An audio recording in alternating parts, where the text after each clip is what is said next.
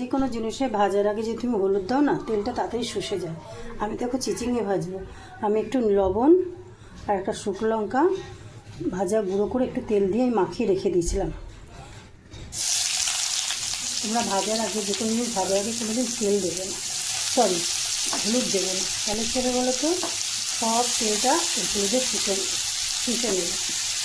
যাক, আমি এই চিচিঙে ভাজাটা এরকমভাবে হাতে মেখে রেখেছিলাম, শুকনো লঙ্কা ভেজে গুঁড়ো করে তেল দিয়ে এই জলটা আমি দিয়ে দেবো, সেটা আমি ভাজা ভাজা করবো।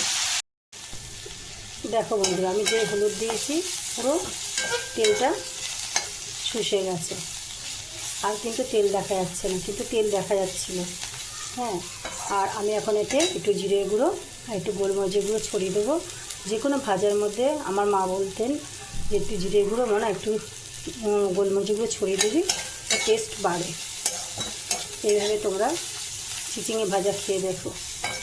আর কোনো কিছু ভাজার আগে হলুদ তোমরা দেবে না, ভাজা হয়ে গেলে হলুদ ছড়িয়ে দিয়ে তারপরে একটু নাড়াচাড়া করবে।